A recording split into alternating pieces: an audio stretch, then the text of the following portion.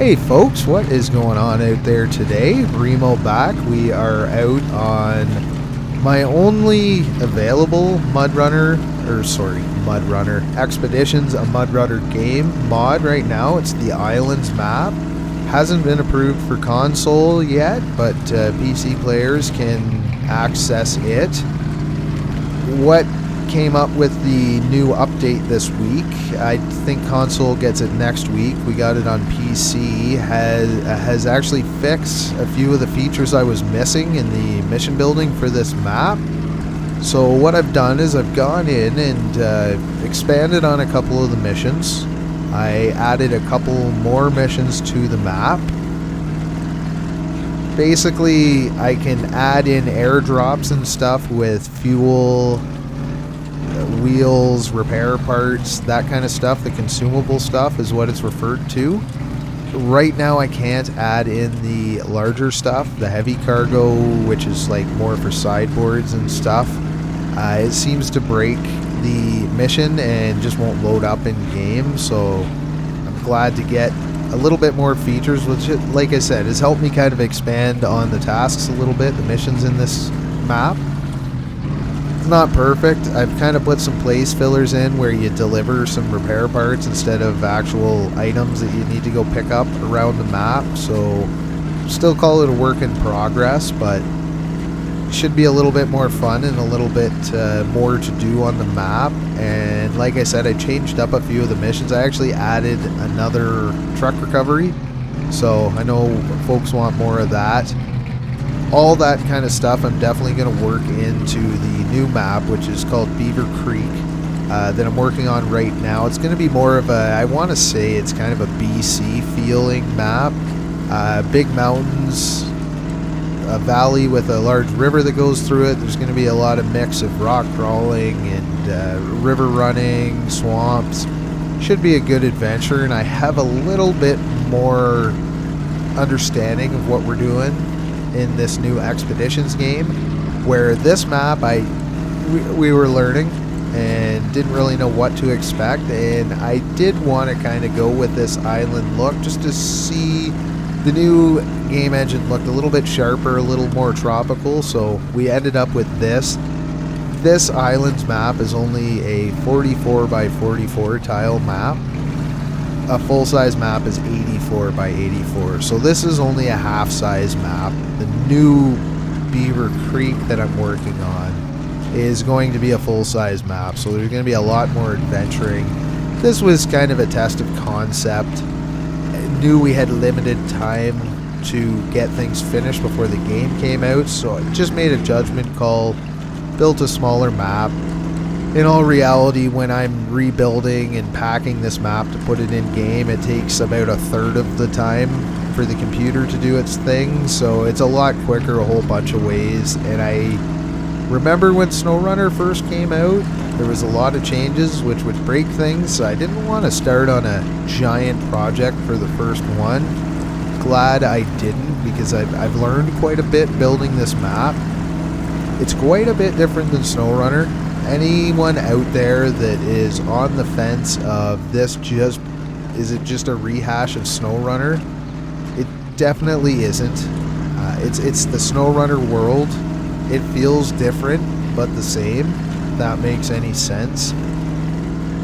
The way you attack the game and the gameplay is a lot different than SnowRunner. It's like, as a map maker, it's a complete, total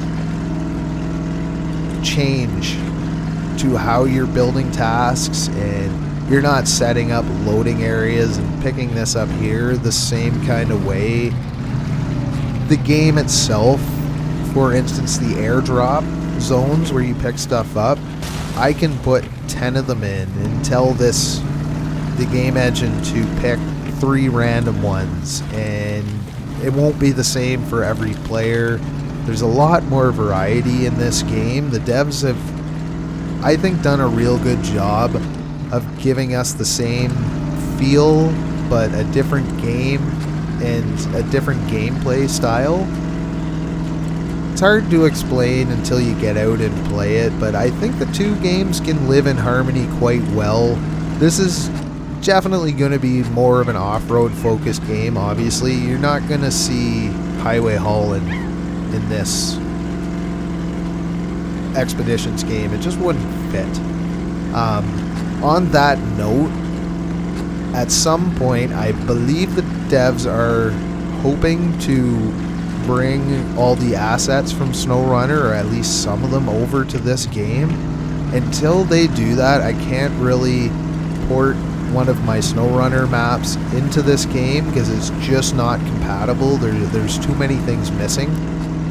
Most of what you see in this map is all new stuff for the Expeditions game. They have not just recycled things from SnowRunner. There's virtually nothing, and some of the things that they did have finished for us, they pulled back out because it just wasn't working good.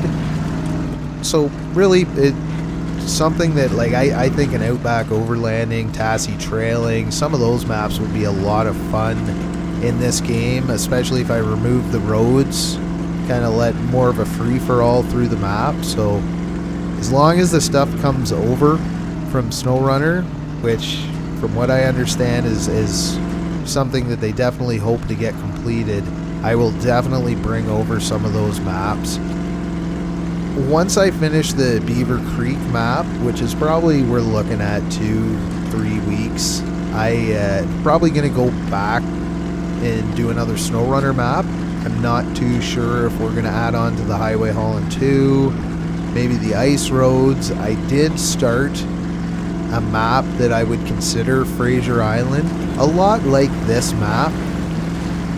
It's kind of where I've started it a month or two ago, and I never really got back to it, and that's kind of where the inspiration of this map came from.